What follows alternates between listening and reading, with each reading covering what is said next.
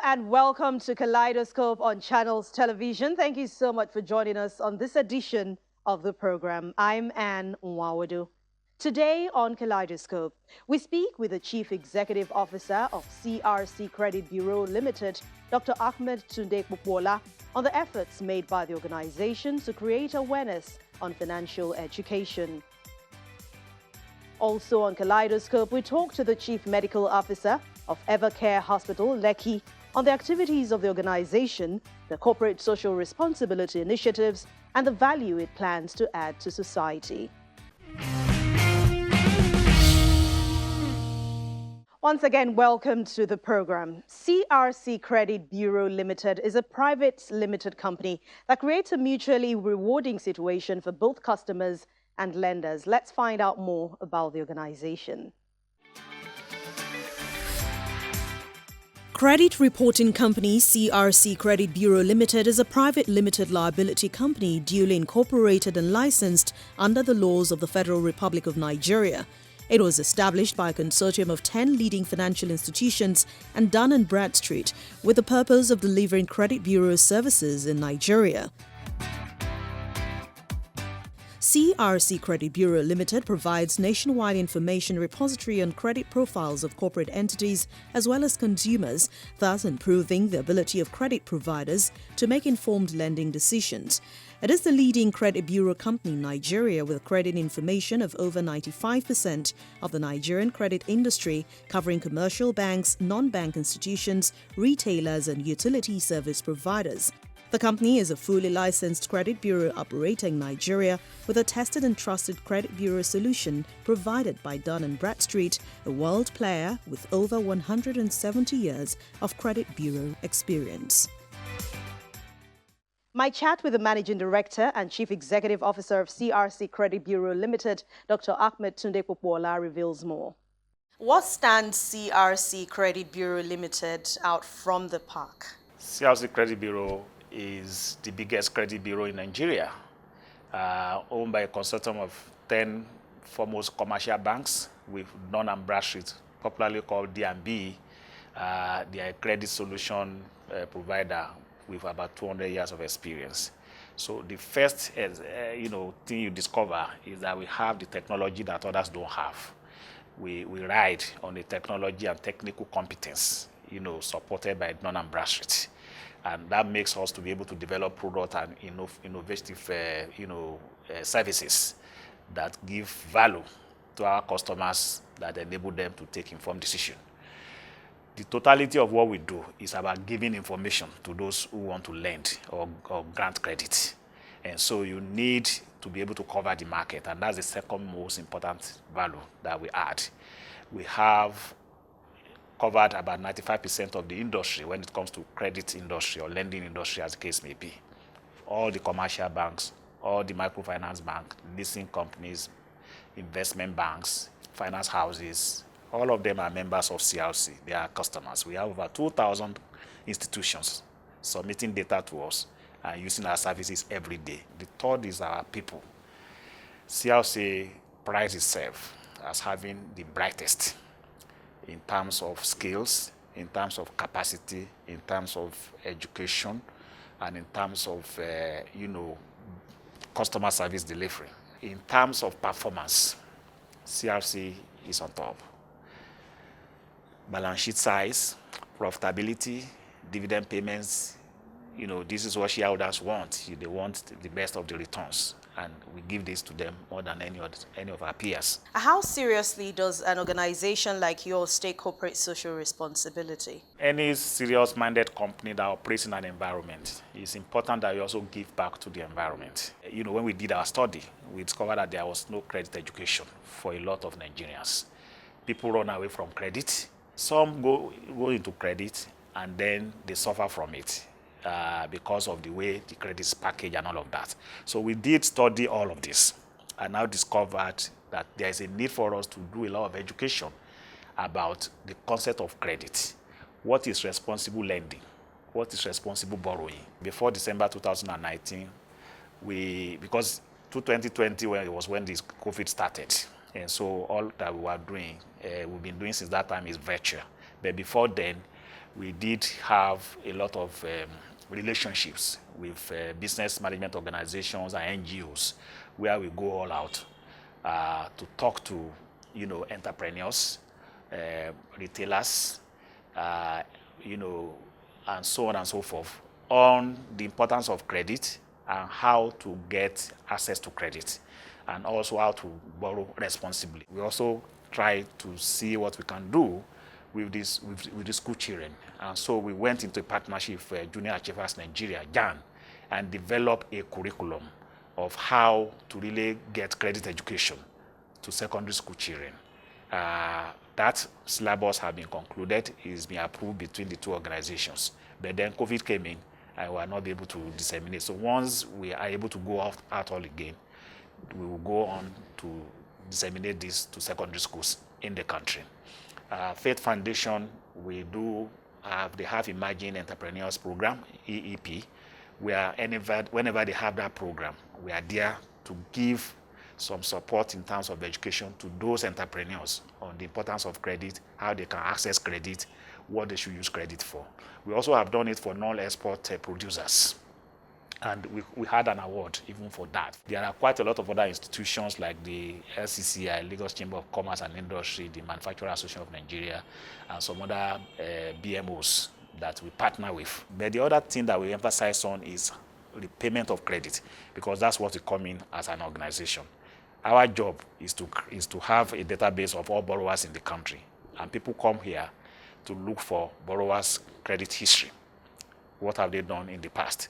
So we let them see if they don't service their credits, there is a tendency that they may not be able to enjoy credit in the future. And if they're going to enjoy in the future, it may be very expensive for them. We've partnered with Central Bank of Nigeria twice to organize webinars. The first one was on the Global Standard Instructions, GSI, that the CBN introduced. They introduced a scheme where if you borrow and you don't pay from a commercial bank, if you have deposit in any other bank, they can go to the deposit and debit you. So we organize a webinar with the CBN to be able to educate Nigerians on how to avoid going into that kind of trap and how they should responsibly behave when it comes to issue of repayment.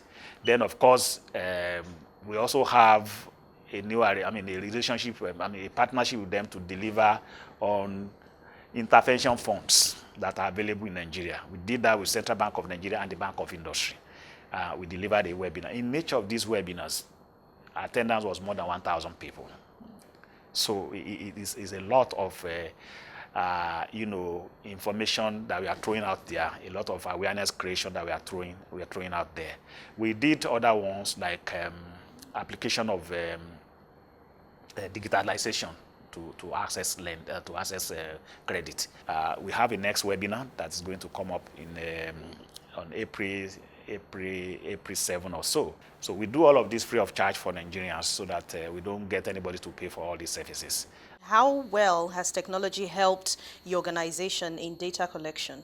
So with the kind of job that we do, we have to leverage on the highest level of technology to be able to run efficiently and effectively. When you collect data from over 2,000 institutions and you have about 30,000 users on your platform trying to look for data every day, then you have to get a very high level of technology sophistication to be able to do that. But beyond that is the fact that now that we have seen, so the first thing we do is that our processes are web enabled. In other words, that's why you don't see anybody here. But I can tell you, as we sit down here, around 30,000 people are on our website trying to get one information or the other, and it keeps on increasing every day. But what we have done, even much more beyond that, is to be able to leverage on APIs. So rather than an individual going to a website trying to look for information about Tunde Popola, the machine does that. And what that has done for us and for our customers is that it enables them to process thousands of transactions every day. So you see a bank, lending or trying to find information about 10,000, 20,000 people every day. When credit bureau started over 400, 300 years ago, it was handwritten. They have to collect information manually from people. There are lots of entrepreneurs who have these great ideas, but many of them also do not have capital to fund these ideas they have or projects they would like to do. How does your organization come in situations like this? Okay, so this is a very interesting question. A research has been done on the impact of credit bureaus all over the world on access to credit for SMEs and startups and those who are already running their businesses. You know what they find out? That when a credit bureau is introduced into an economy, the ease of access to credit for SMEs, improves from 22% to 48%. And then the constraints that SMEs face when a bureau is in an economy, the constraint reduced completely from 40% to 28%. So there's a 22% efficiency that you see whenever a credit bureau like ours is in any economy. Virtually all banks in Nigeria have SME desks. Before the introduction of credit bureaus in Nigeria, hardly will you find any bank that will tell you they are lending to SMEs. But now they have credible information because they have this credit bureau. CLRC is there. We are a database. We house all the borrowers in the past. So if an SME has never borrowed, they will know. Okay, without asking the SME, they will know from a third party, which is CLRC. If they have borrowed in the past, they also will know. You've been in business for over a decade. How do you intend to continue to add value to the society going forward? All developed economies throughout the world, people in those economies, businesses in those economies rely on credit. So the first value is that we must have credible information that will support lenders generally so that they can develop new products. We've developed products that enable them to monitor the loans that they have granted. Okay, so they can know which one is performing, which one is going bad, and so on and so what we call portfolio monitoring. And then we've enabled them to have efficient collections management. When a loan is gone bad, then how do you collect? What we want to see in the future is a universal application of credit scores in Nigeria, so that when they search for Tunde Popola, you are just looking for what's the credit score of Tunde Popola, and you can determine whether you want to lend to him or not lend to him based on his credit scores. Credit scores are arrived at based on, credit worthiness, the repayment period, the number of loans you have taken, and so on and so forth. The credit score we currently develop relies on the credit information that we have in our database. The future, we want to develop scoring solution that is dependent on alternative data. Data not necessarily from credit information, because we discover that a lot of people have never borrowed. So if they have never borrowed and you are relying on credit information to generate their credit score, they won't have any scores. So we're developing a technology, a product that will rely on your text message, your emails, your social media presence to be able to determine whether you are creditworthy or not. That's the future. In fact, it's not the future, it's the present. That's where we are today. What you just said caught my attention. There's a very thin line between actually delving into people's privacy for information and what you as an organization is doing. How would you manage this? Our job is to protect the information of everyone and to make sure that the information about you is used with your consent and for permissible purposes only.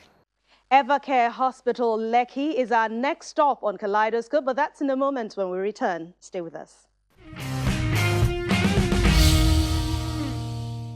Welcome back. You're still watching Kaleidoscope on Channels Television. Let's tell you more about Evercare Hospital, Lekki and what the medical firm is doing to bridge the gap in the health sector.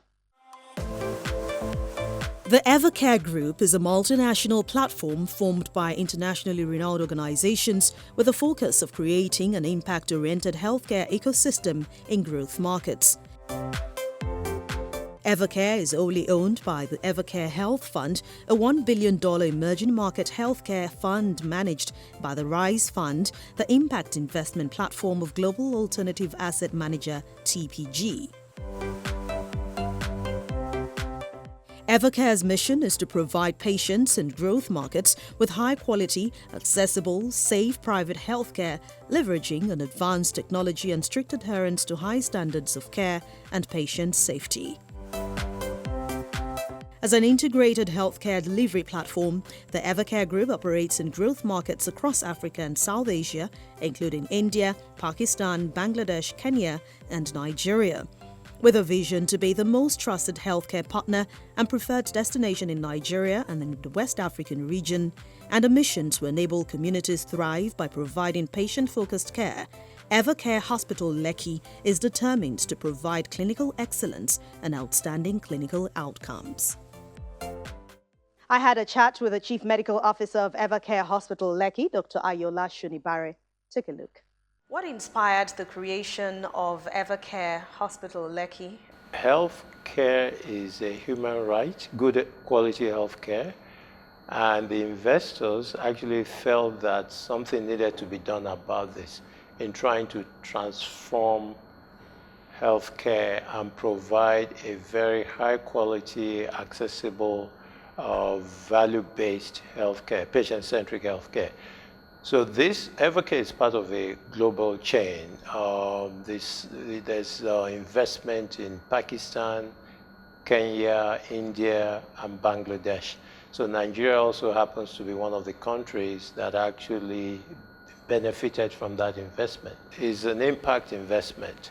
So as well as expecting some return, there's also expectation of making a positive impact, positive social and environmental impact to society. Healthcare system in Nigeria comes with loads of challenges, but according to your mission and your vision, your aim is to transform the health system in the country. What would you be doing differently? Well, there are a lot of things that we're going to do differently. There's going to be a lot of emphasis on patient-centric care, where basically patients look for three things. They look for positive emotional experience, they look for positive physical experience, and then they look for outstanding clinical outcomes. We've actually got the largest critical care beds in private practice. We've got about 52 critical care beds out of 165 beds, and we also have the subspecialties.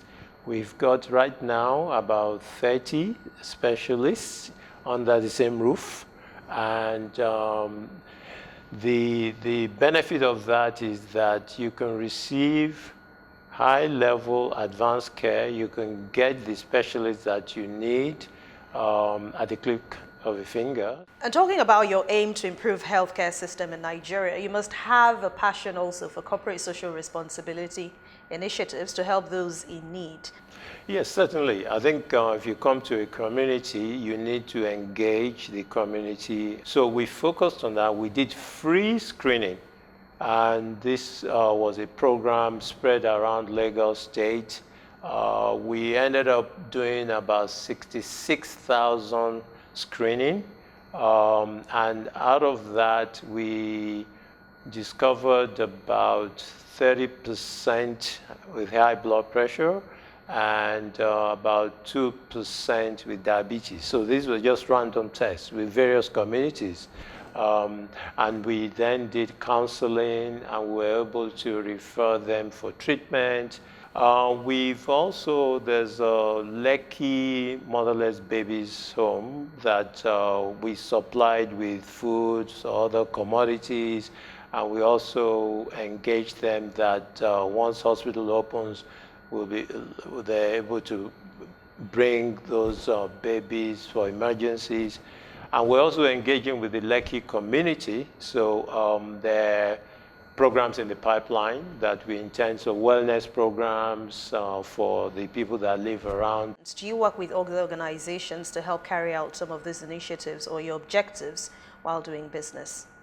Yes, certainly. So as I mentioned, cardiac sciences is one of our areas that we want to develop as a center of excellence. So we're talking with a particular organization right now, and the idea behind this is what they do, they use technology, they deploy ECG machines, which more or less takes a rhythm of your heart and can detect problems early. So they are planning to deploy machines to primary centers, GP practices. So the idea behind this is that we will partner with them once they pick up that there's a patient who's got a heart problem. They refer to us. We're able to do more advanced investigations and intervention. We're also engaging Nigerian groups in diaspora because, as you know, Nigeria, we've lost a lot of talent to the Western world. So we're looking at programs where we want to reverse the brain drain, convert that to brain gain. And talking about talent, do you source for them locally or you outsource to join you as professionals in your organization? Well, basically we do both. In terms of clinical talent, largely local, but there's also a mix of expert talent. Because the thing is, in Nigeria, sadly, 85,000 doctors are registered in our medical council. About 35 to 40,000 of those are actually outside Nigeria. We've talked about health professionals studying here in Nigeria, then leaving for what they term the greener pasture abroad. What do you think the problem is here, and do you think it even has any solution? If you look at the economics, the Nigerian clinicians in the US, they earn from $250,000 to $1 million a year. In Nigeria, there's absolutely, we're far away from those kind of figures. If you look at UK, the clinicians, consultants, they earn $75,000, £75,000 to £150,000.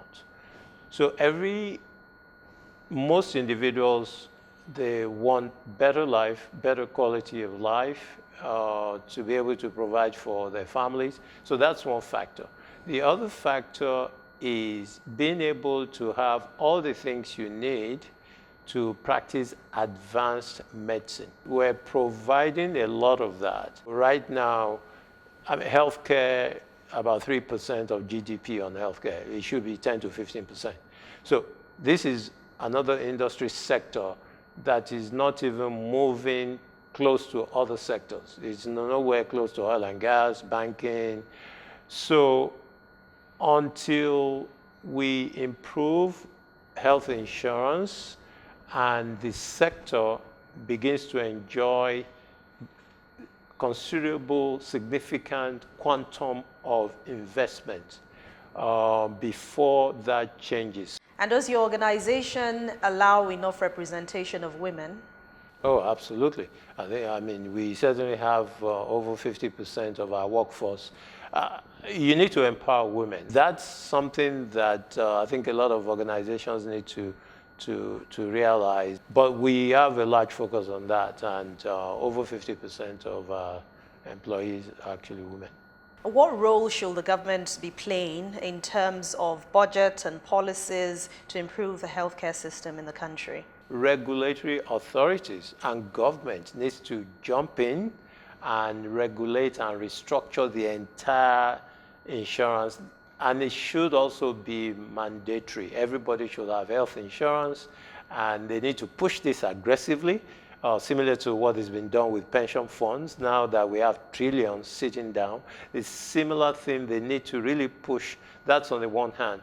Now, additionally, government will need to look at tax incentives and tax breaks for investors to come in. This has been done in other markets. It was done in India, 40 years ago. So they need to give tax incentives so that duty, people are not paying.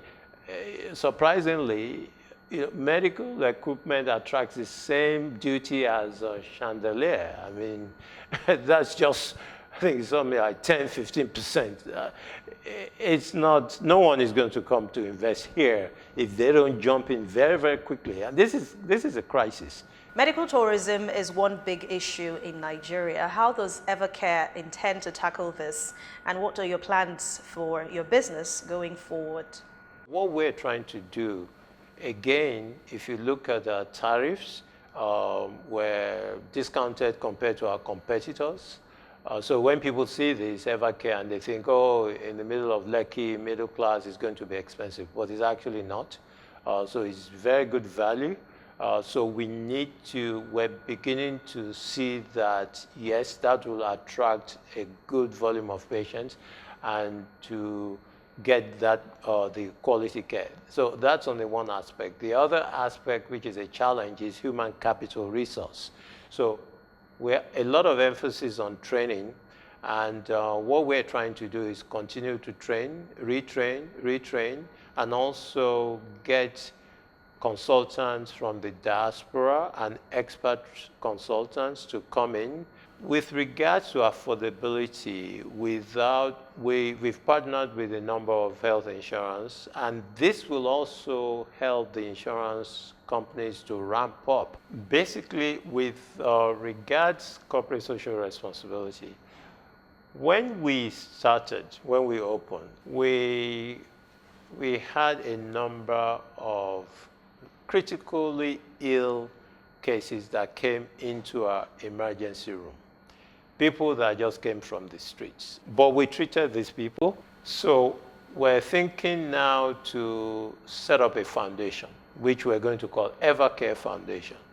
So Evercare Foundation, working with other corporate organizations, will then be the umbrella that will provide for people that will land on our doorsteps that will not have any money to pay. We're also talking to government institutions to help upskill their students.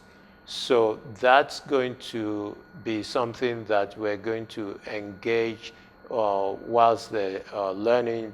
That's nurses and also doctors. We help to improve the curriculum. They will spend time with us. Of course, they're not going to pay, but they will spend time with us, and we can then upgrade the skills. They will learn new skills from us, and then they will be fit for market by the time they graduate. So that's another thing that is in the pipeline. And that's it on Kaleidoscope for today. Thank you so much for watching. Don't forget, keep up with all our past editions by going to youtube.com/channels web, click on playlist, and you'll find Kaleidoscope there. Please watch as many editions as you can. Get back to us. We want your feedback. Thank you so much for watching today's edition. I'll see you again. Stay safe. I'm Anne Wawadu.